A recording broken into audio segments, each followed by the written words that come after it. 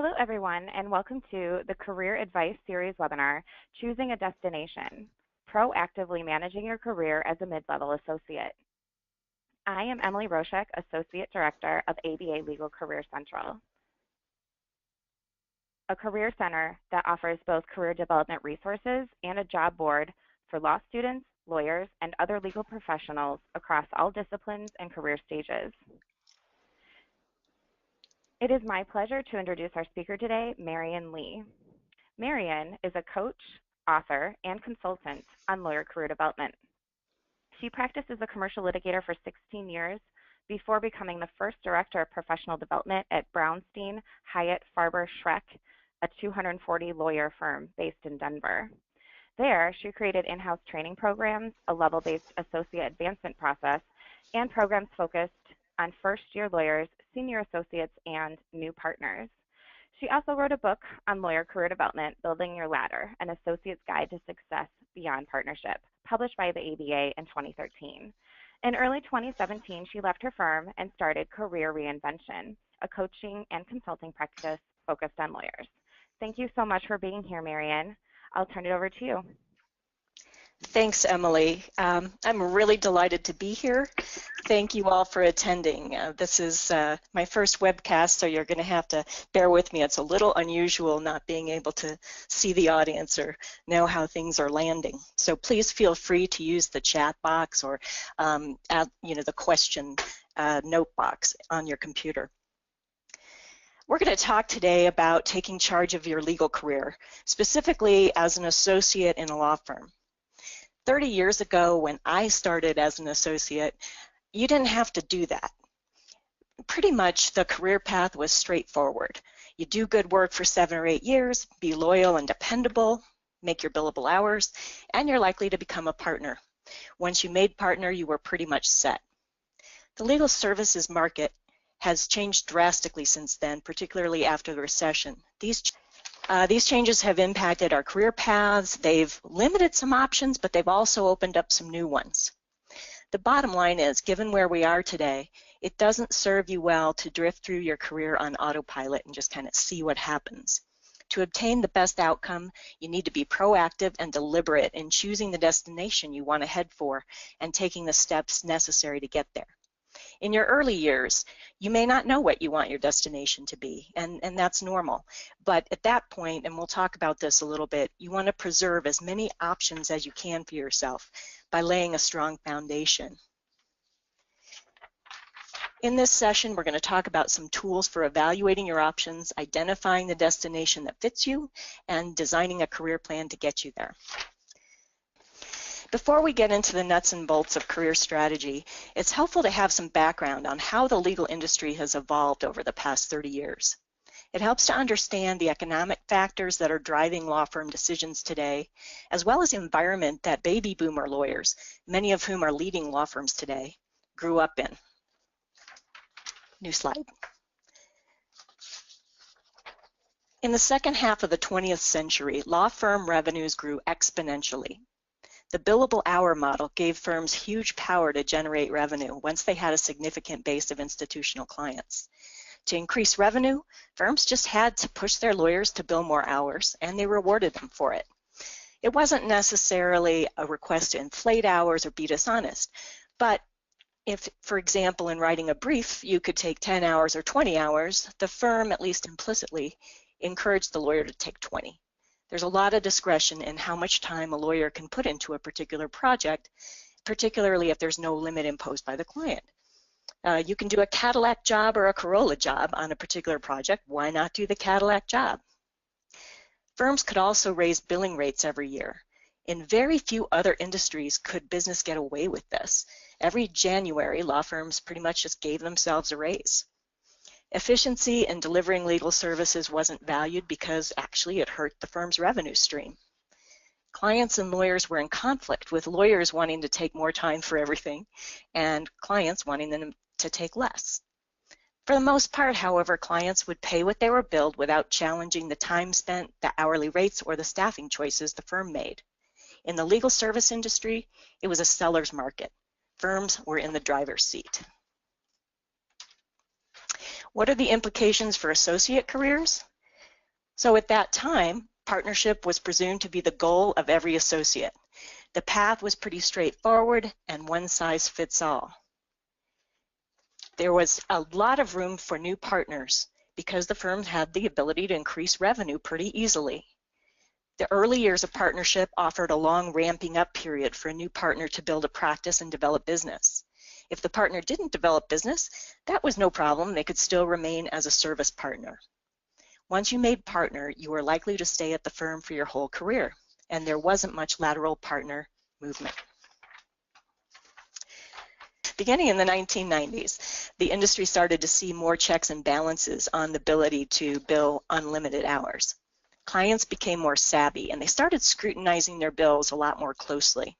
Some even hired auditors to dispute billing entries, particularly for services that were poorly described, redundant, unnecessary, or unauthorized. Now they have, of course, software systems that do that. Many of you probably have firms that use e-billing. The partner ranks became full, and all of a sudden they couldn't hold all the associates who had quote-unquote earned partnership, because up till then, partnership was sort of considered something you earned. If you paid your dues, you were entitled to be a partner. Well, in the 90s, firms couldn't hold all of those people that earned partnership, so a lot of firms created non-equity tiers to retain them so they wouldn't leave, but without really distributing a share of the pie. Mergers and lateral partner acquisitions became more common. Firms would buy a practice to increase the services they could offer their clients and the firm's ability to generate profits.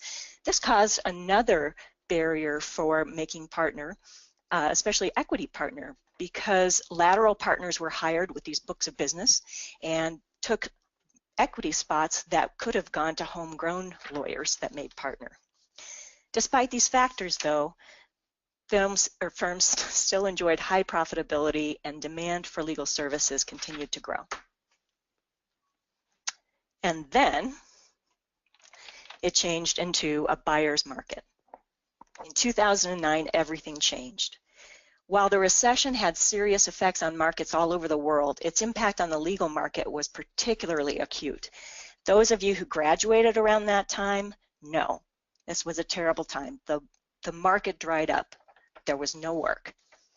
Corporate counsel were pressured to slash legal budgets, and they rebelled against the established billable hour system. They brought more work in-house.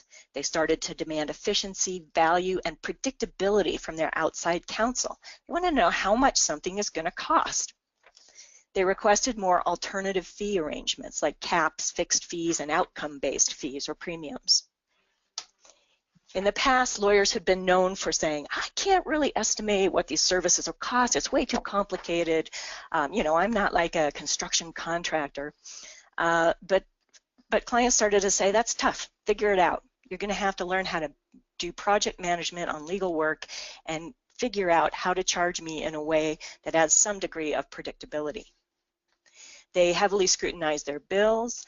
They looked at staffing on their matters. They demanded deep discounts, and a lot of firms said they wouldn't pay for first-year lawyers' work anymore. They also started outsourcing lower-level work to new types of legal service providers like Axiom, Alt Legal, and the like, for things like document review, legal research, discovery, and document drafting.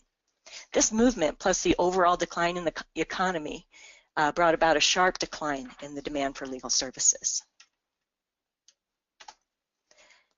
So on the next page is a graph that shows the dramatic impact of the recession on the demand for legal services. The graph ends at 2014, but the years since then have continued to show pretty flat demand for legal services. Even in the years where profitability has gone up a bit, those profits have been due primarily to increases in billing rates, not to additional legal work and demand. Most legal industry experts say we're in a new normal, and we can't expect demand to return to pre-recession growth levels anytime soon, if ever. Too many firms are chasing too little work. To the extent, as I mentioned, revenues have increased, it hasn't been because there's more work. So what does this mean for partnership in the new normal?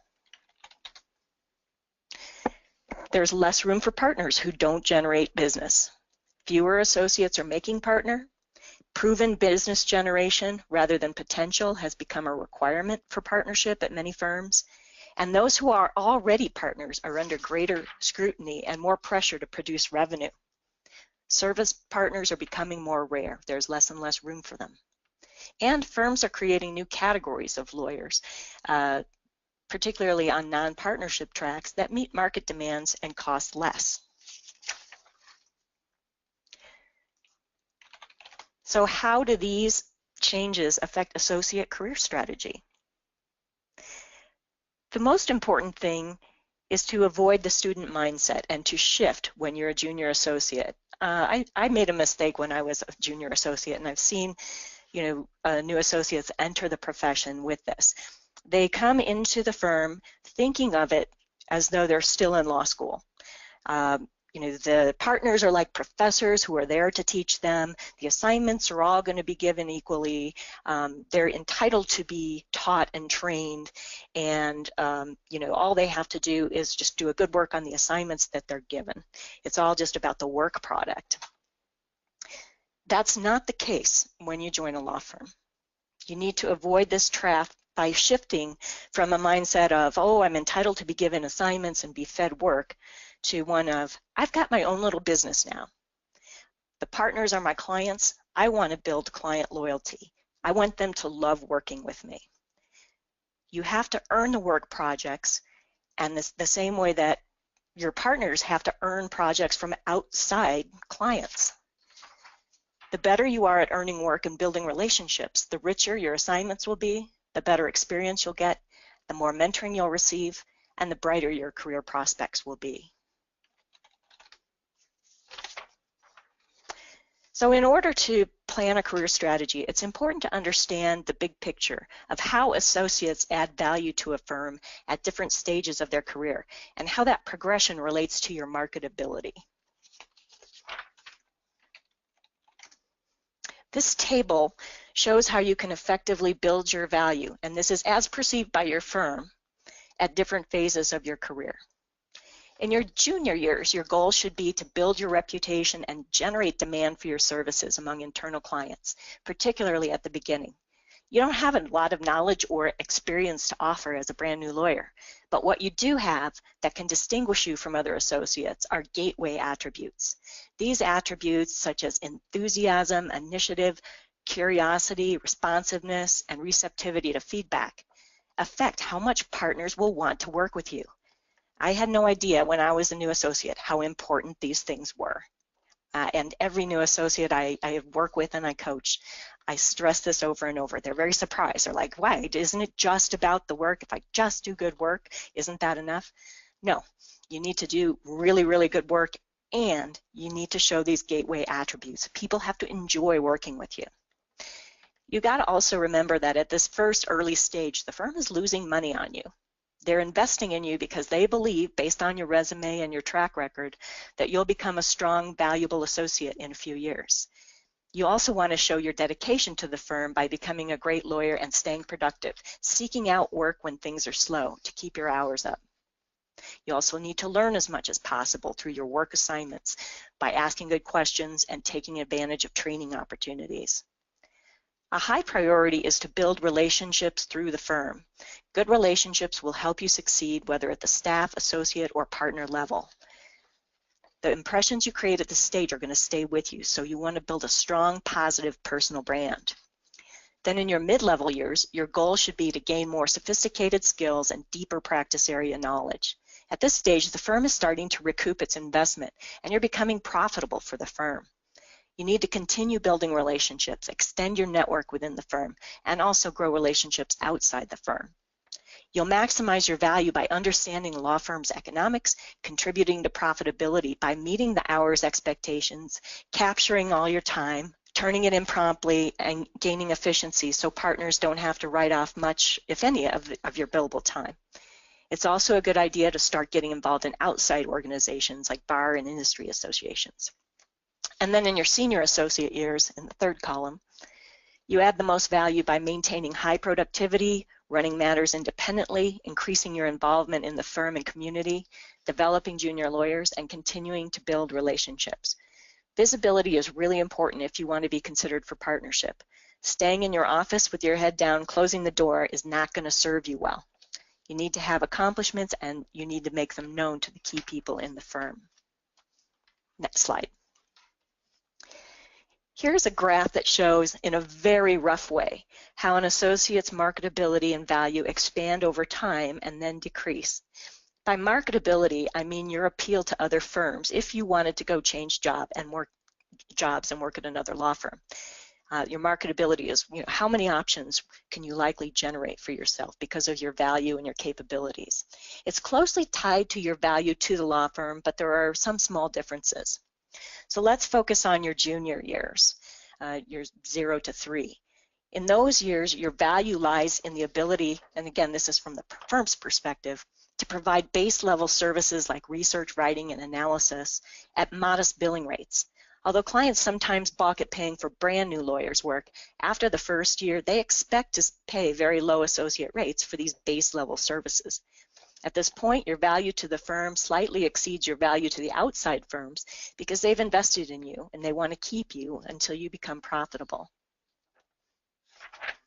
In your mid-level years, again staying on this same graph, you're nearing the height of your value to the firm. You can perform more sophisticated work, you don't need as much supervision, demand for your work increases, clients perceive you as a good value because while your skills are getting pretty strong, your work is still charged at very reasonable rates. You reach and exceed the firm's break-even point and you become profitable for the firm. As you gain experience and clients get to know you, they're comfortable paying your increasing rates. In this phase, your marketability is at its peak. You've acquired valuable skills and expertise, so a firm that hires you doesn't need to invest much in training you. Yet, you're still junior enough so that if they have specialized practice areas, you can learn new things. Your pay is well below partner salary. Your billing rate is one that the firm's clients will be happy to pay, so you'll be profitable for a new firm. You won't require a partnership consideration for several years, so they won't be under pressure to make a decision or potentially put you in line ahead of their own associates that are already there. You're very marketable in these mid-level years. Then as a senior associate, it's a little more complicated. In years 6 through 8, and again, these are all generalizations, so obviously there can be exceptions, but in years 6 through 8, you're highly valuable. You have substantial experience and you can run matters with little or no supervision. This level of competence justifies the highest associate billing rates, and you're at the peak for generating revenue as an associate. Clients and partners feel your services are a good value because you perform almost like a partner, but you cost less. Starting in year 8, however, your value may decline as keeping your pipeline full becomes more challenging. The amount of work you get will depend on who you have to compete with, and you're going to be competing with junior partners and 6 to 7 year associates, senior associates. So it's going to depend on who you're competing with and how your partnership potential is perceived. A senior associate who is a promising candidate will be given more opportunities and compete more favorably for work with newer partners as the firm continues to invest in you. A senior associate who's not as promising is going to have more trouble finding work. Your marketability at this stage is declining. Although the associate has strong expertise at this stage, they want a high salary, and the hiring firm must be careful. They don't want somebody who's just on the verge of wanting to be considered for partnership. Most new firms will want a 2 to 4 year look before considering someone for partnership. So you can still make a move at this stage. It definitely does happen at times, but just know you're probably going to set yourself back in terms of partnership year if you decide to do that. And that would be normal and to be expected. So what does this all mean for career planning purposes? It means mid-level is the time to assess where you are and what you have to offer and where you want to go. Your marketability is at its peak, and you're never going to have more choices than you do at that point. So now, having that backdrop in mind, let's assume you've built your value and you're a mid-level associate at the peak of marketability. This is the time to evaluate your options and make a plan. Even if you're at a more senior stage, I encourage you to take charge of your career development wherever you are and make a plan. Don't wait for the firm to tell you what your options are. Unfortunately, firms are notorious for not talking frankly with their associates about their prospects for partnership in a timely manner, even though they typically have a pretty good idea 2 to 3 years out at least. This is especially true if the associate's prospects are iffy, but the associate's highly profitable. So as a side note, this presentation was adapted from one that I gave a few months ago to law firms and professional development representatives at law firms about saying, you know, help your associates take charge of their careers, and meet with your associates and give them coaching at this mid-level point and tell them where they stand. That's my message to law firms is don't lead people on. Be honest with them, help them plan their career, whichever way they're going to go, and you'll have a better firm, you'll have happier associates, you'll have happier alums if they end up leaving. We often forget that in the classic model, associate is not a permanent position. It's a multi-year period during which a firm benefits from your services, but also assesses your potential as a partner. So how attainable is partnership? That's the first issue you want to consider. Is partnership a viable option for you? The key is to gather as much information as you can in order to assess your chances. Some of this information is going to be hard to get, so it's an imperfect process. All you can do is gather what you can and tap into your network. So first, you're going to want to identify your firm's partnership criteria. Some firms have written criteria. Great, get a copy of those. A lot of firms don't have it in a document. If that's the case, then you're going to have to ask your firm and practice group leaders, what do they look at? What are the factors that matter? Even if there is a document, you're going to want to talk to leaders in the firm about how the criteria are applied in real life and what that looks like. The second thing you're going to want to do is find out how the process works. At what point are associates considered? What year? Is there an application process, or is consideration automatic? Who decides? Is it a managing partner, department chair, practice group leader, or a committee? These things are important to know in figuring out how it's going to work for you and what it might look like. Third, you need to get a sense of how you're perceived in the firm. Take a look at your recent evaluations. Seek current practice group leader feedback on your strengths and challenges. Ask them, if you were being considered today, what hurdles would you face? This is why you want to do this at least 3 years before consideration, if in the perfect world, so that if there are areas you need to shore up, you still have time to address them. Next, find out as much as you can about recent partnership promotions. Who made it, who didn't, and why. Although this is going to be anecdotal, obviously it's all very confidential, it's still going to be helpful if you can get some idea of what people think happened. If you've been at the firm a while, you should be saving emails every year that announce the new partners and kind of keep track yourself.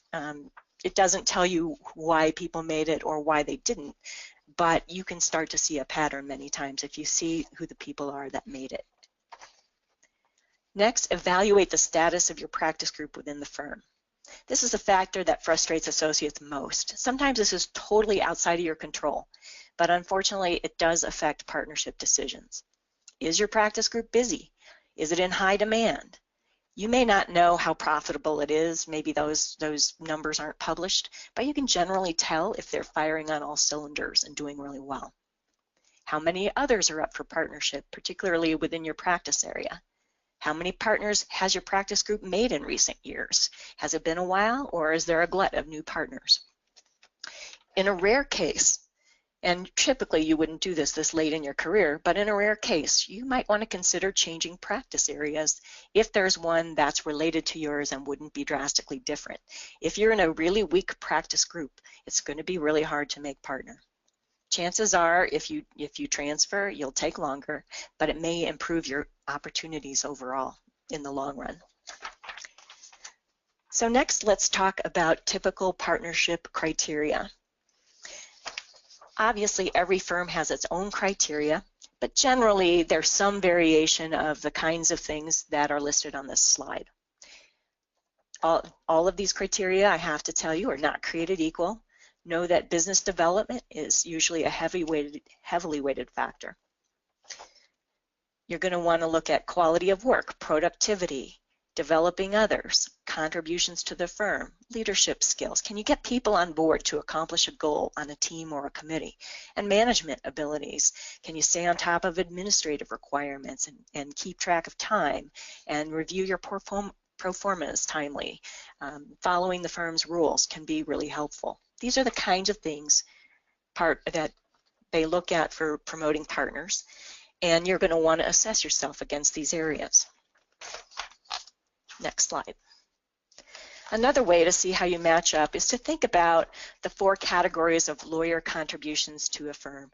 These are old classics, and they're not perfect descriptions, but you may have heard the terms finder, minder, binder, and grinder. This is a way to make contributions to the firm. In reality, nobody can be just one of these things. Everyone has a combination of these skills, but most of us are not equally strong in all areas. So obviously the finders are the ones who bring in work. If you aren't willing or can't contribute to developing business in some way, now that doesn't mean you have to be the world's biggest rainmaker, but if you can't contribute in some way, you're in trouble.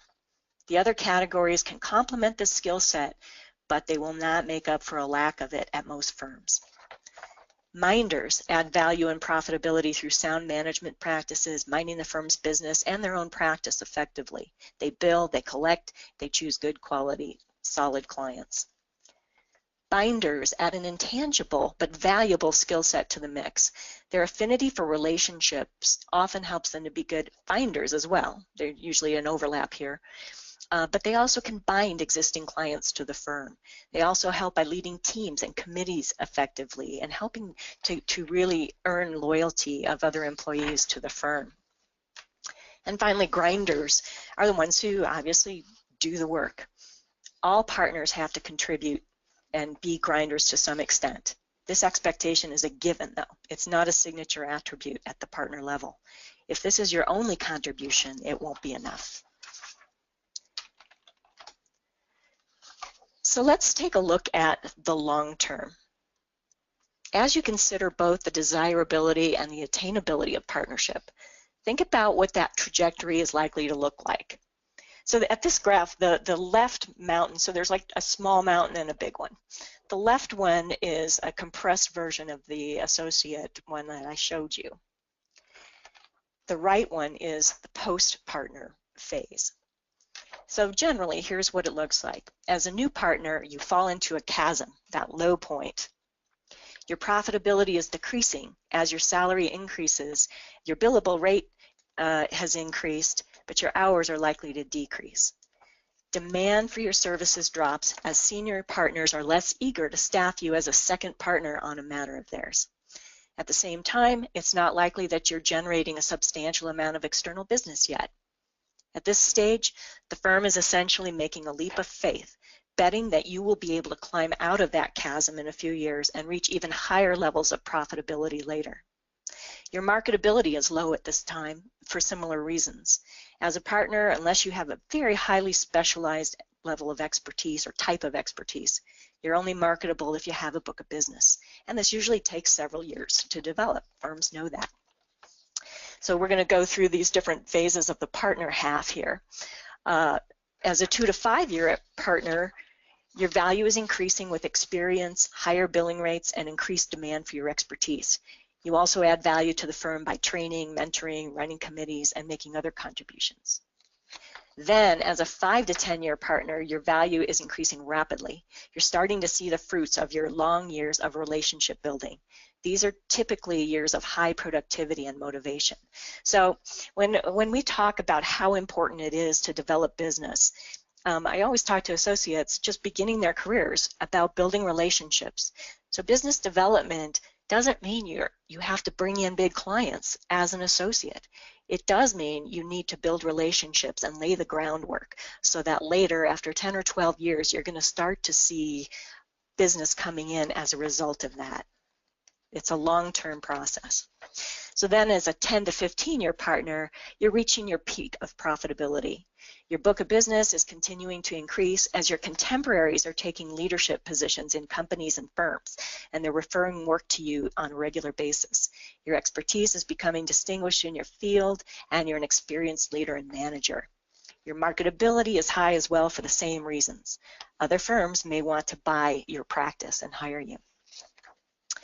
As a 15 to 20 year partner, your value is still very high, but profitability may slightly decrease as your compensation starts to catch up with your stellar performance. You generate work, you keep others busy, and you're able to lead a practice group. Marketability remains high, but starts to decline slightly towards the end of this, the more years out you are. 20 to 30 years, value is declining as comp continues to increase. Business development tends to decrease slightly. Productivity is likely to slow down a bit, and your marketability follows a similar pattern for the same reasons. And then at 20, 30 plus years, your value is usually lower due to higher compensation, lower productivity. Most people slow down at this stage. They want to, they've earned it. Typically, they've slowed down, but if they've maintained their client base and transferred their work to junior partners, their value is increased. Those who are willing to pass on their practice are often rewarded. So the key to all of this, looking at this overall career profile, is when you're at this senior associate stage and you're deciding where you want to go, can you jump the gap successfully? Can you regain upward momentum after partnership? If not, you may be stuck in the gully down there. Too many times I saw over the years people be promoted to partnership who really weren't qualified, and it wasn't doing them a favor because they could not get out of that gully. For 3 or 4 or 5 years, they'd stay down there. They couldn't generate work. They couldn't get demand internally for their work, and they were asked to leave the firm. So my advice is, think hard about whether you want to go into partnership and be prepared to jump the gully, because there will be one, and that's normal.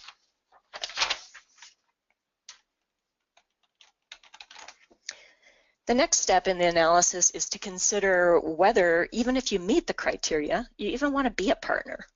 So everybody knows the pros. Usually there's a salary increase, some semblance of job security, affirmation, status, most of all, just not having to worry about making partner anymore. But think about the costs as well, both financial and in terms of time. Though the rewards can be high, your schedule is only going to get more demanding. Talk with your mentors and trusted advisors. Most of all, talk with newer partners about their experiences. So on this slide, I've listed some of the financial implications. Again, if you're entering an equity partnership, you'll have a buy-in. Often you'll have to pay your own insurance. There can be tax consequences. You can have an uneven salary flow. Are you ready for that? Can you sustain several months over the year where your salary is lower and then get most of your compensation at the end of the year? And assess your firm. Is there any chance of it going under? How viable is it? The other part is the time commitment. You're going to have to keep billing hours. You're going to have to provide service to the firm. You're going to have to do a lot of administrative manner management, reviewing bills, those kinds of things. And you're going to always have business development out there, something you need to do. So at the bottom, I cited a recent article. It's very timely for purposes of our talk today. It's called The Cost of Making Partner and How Senior Associates Should Prepare. So it just kind of lists and elaborates on some of these factors and gives you some things to think about. So after you've taken stock, make an informed decision about where you stand. So think about where you fit in one of these categories. A, you want partnership and you're well equipped. If that's the case, consider seeking some coaching or mentoring to focus on higher level partner skills. You're ahead of the game. You don't have remedial work to do. All you want to do is get yourself a head start on being a strong partner. B, you might want partnership but need development to get there. In that case, seek coaching to shore up any areas that need development. Again, this can be coaching or mentoring within your firm. Once you've isolated the areas that in your evaluations, partners have said they need a little bit more of this, that will help guide you in where to develop and focus. You might fall under C, where you wanted partnership, but it doesn't appear realistic to attain, or D, you just don't want it. In case C or D, the process that you're going to go through will involve exploring options within or outside the firm. So next, we're going to talk about building an action plan. After you've decided on a direction, develop a plan to achieve your goals. Typically, it's going to be one of 3 types. It's going to either be a development plan. This would be something for your use that you can share with a mentor. It's about how to grow in a particular area. Or it might be a proposal to the firm. You might submit this to your firm for approval, asking them to accept you in some alternative path, alternative role. Or it may be a transition plan. This would be your own private plan, outlining the steps that you want to take to move forward and get to the goal that you want to reach.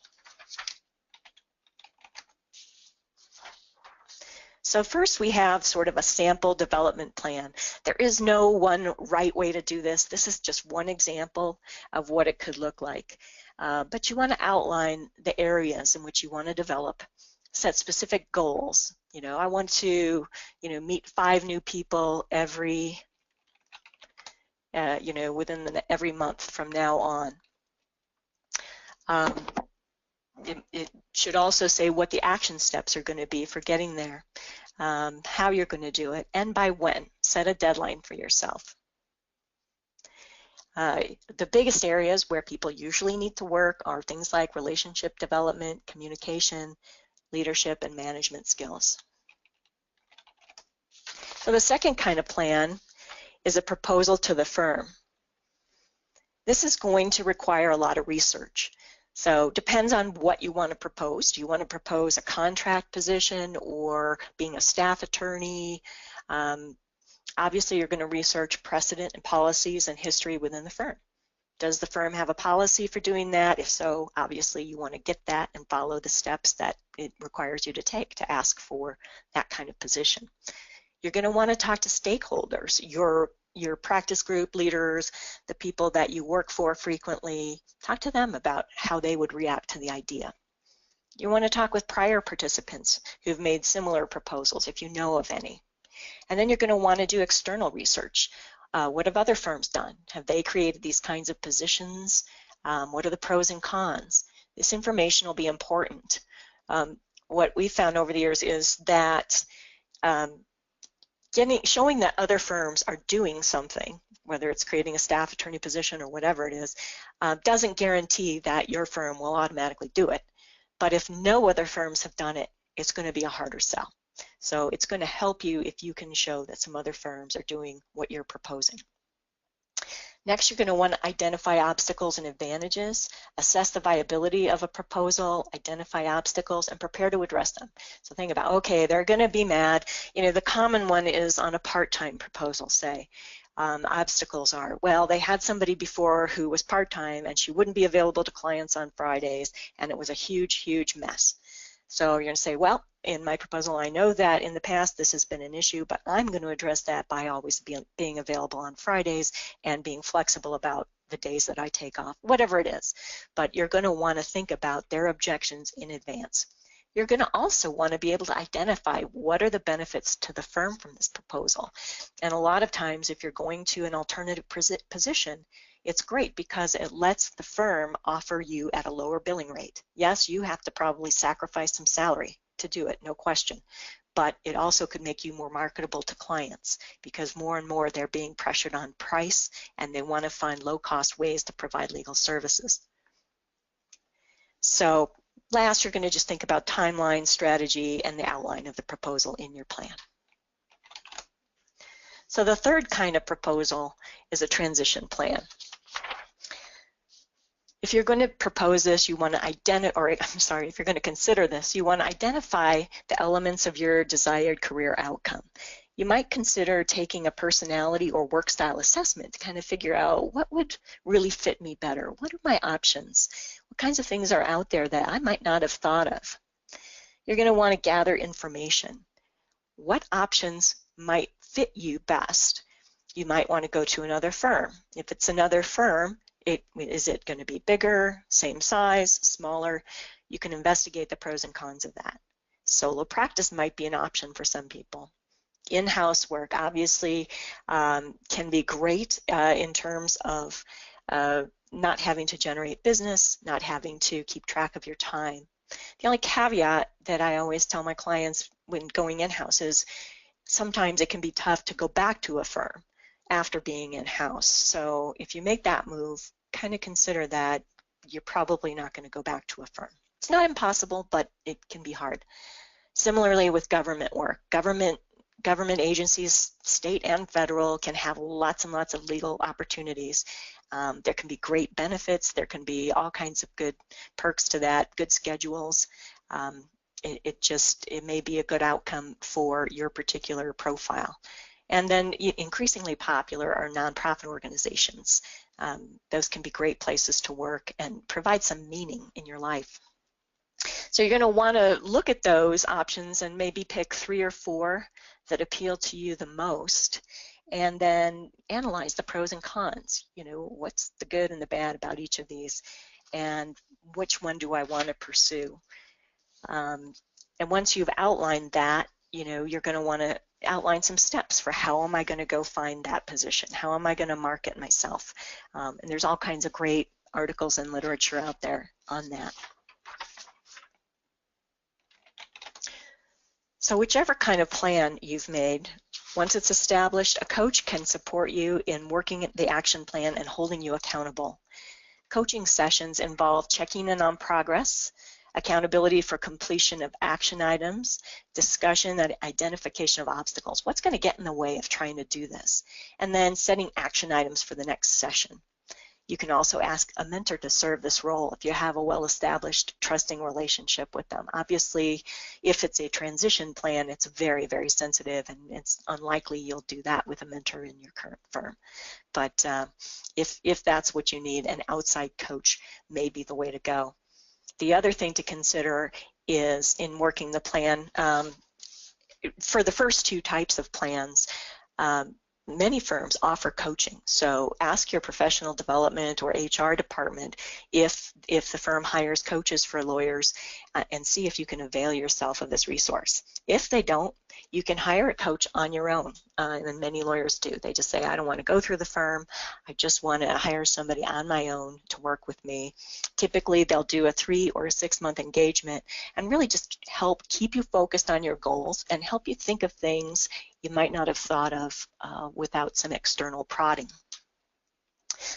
So you're going to want to set deadlines for reaching your milestones and calendar reminders to assess your progress. It's always easy when we make a plan, we kind of, okay, we made the plan, that's great, and then we forget to follow up. So I always recommend you put a calendar entry at certain time points, just reminding you, hey, check in on your plan, have you done the steps yet? What needs to be done before next week, what needs to be done before next month, so that you can keep yourself accountable as well.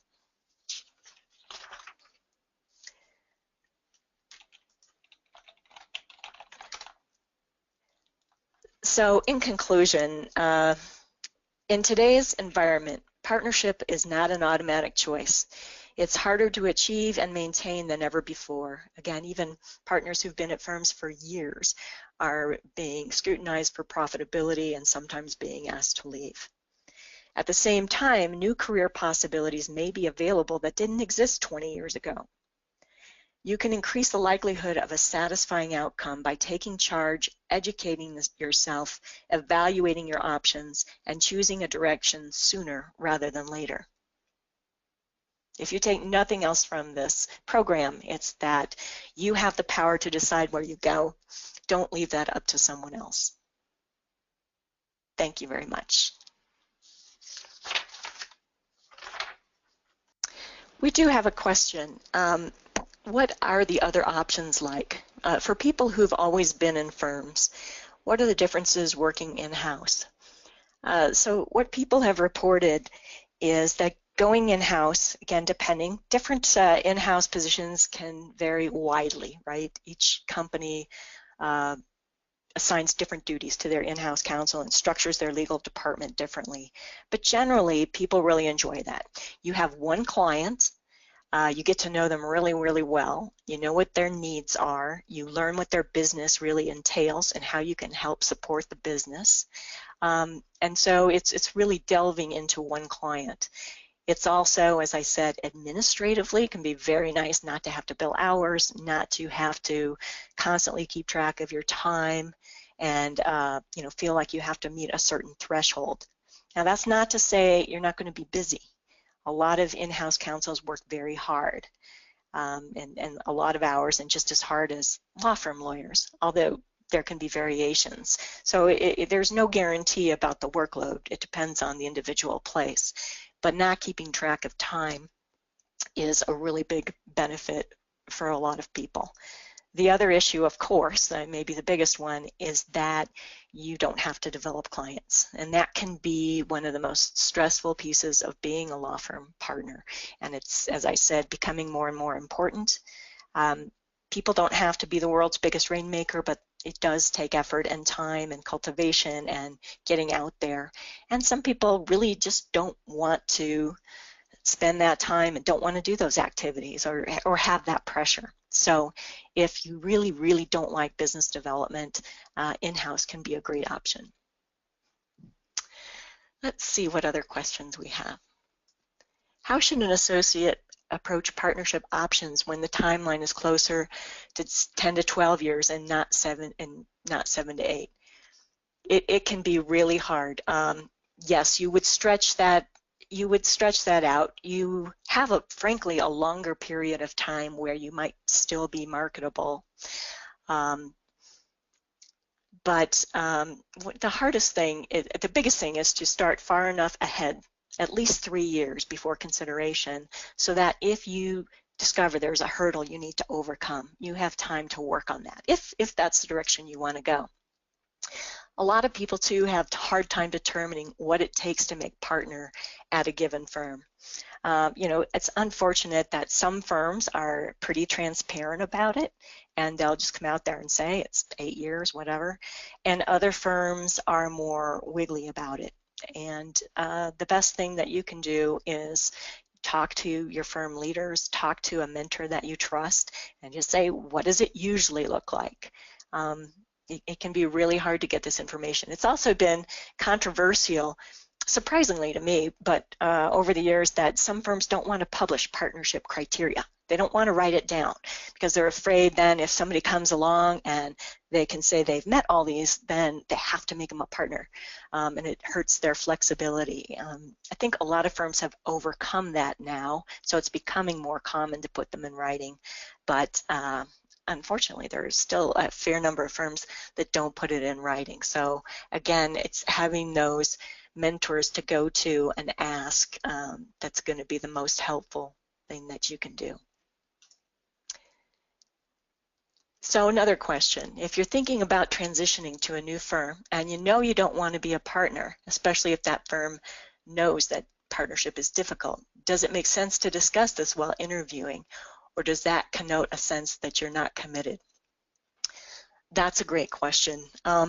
In years gone by, you know, when you were interviewing at a firm, it was always the advice to say you wanted to make partner, whether you did or didn't. You just wouldn't even admit that it was a possibility that you might not desire that. You know, that was their way of telling that you were committed and it really mattered. So, you know, in the early years, that's probably still good advice because you can always decide either way later on.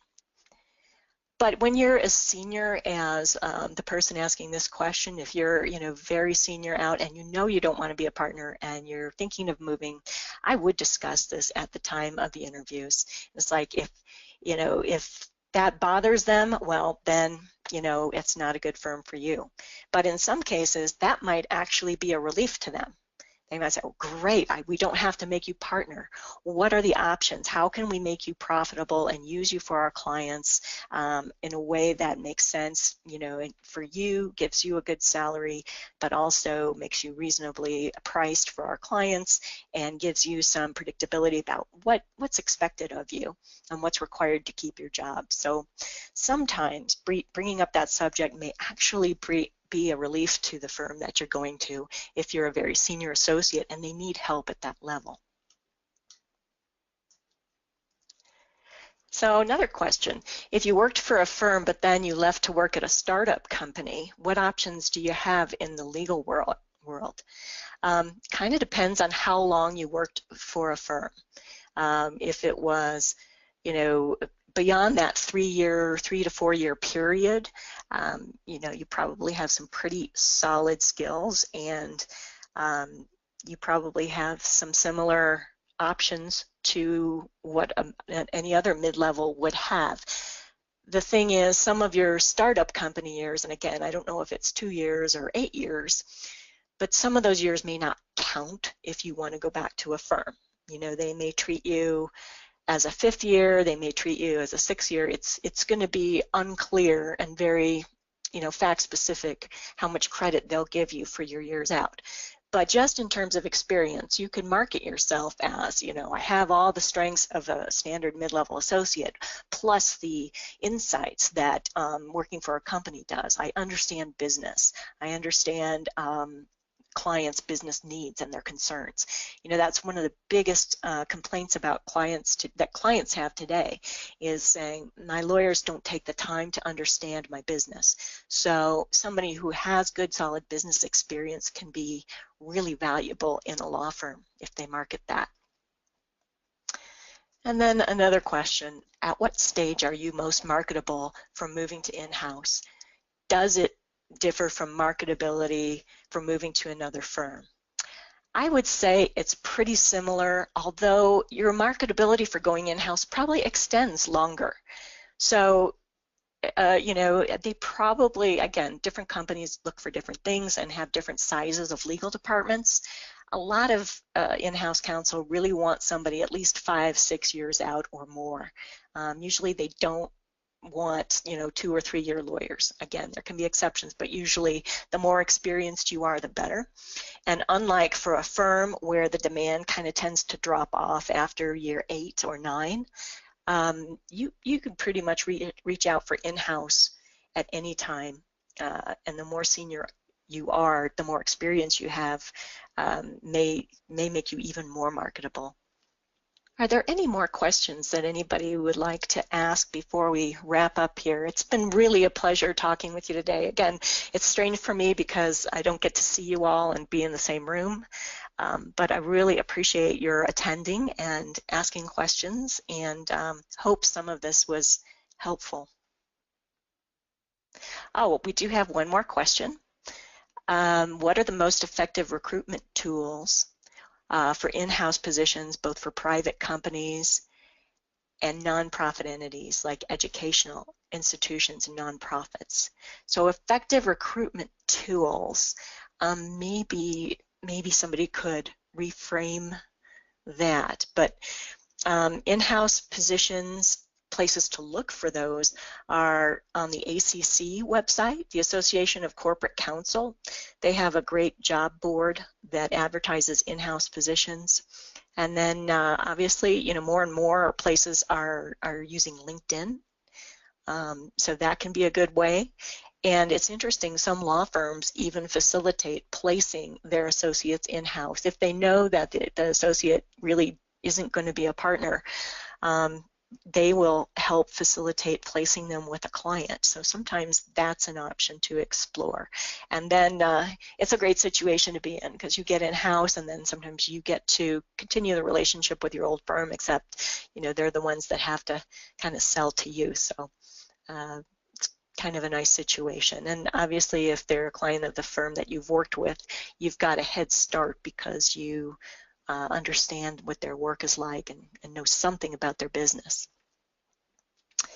Educational institutions and nonprofits, more and more are also advertising on LinkedIn. Educational institutions usually also have a good website for careers that you can go to. So if you pick a particular university that you might be interested in, or law school, you know, you can go on their website and there'll be a jobs board just for that company or for that institution. All right, well, it doesn't look like there's any more questions, so I just want to thank Marian very much for providing us some great proactive tips on how to be proactive in our careers. And I want to thank everyone for attending today's webinar. Also, I wanted to share with you some upcoming programs in this career advice series. We have one on legal technology and innovation, a framework and skills for success. We also have one on keeping up with LinkedIn, some of their new features coming up in December. And then in our other webinar series, we are exploring health law in the end of this month. And you can also connect with us on social media, and you can check out our board on our About page. I just want to thank everyone again for joining us today, and I hope you all have a great day.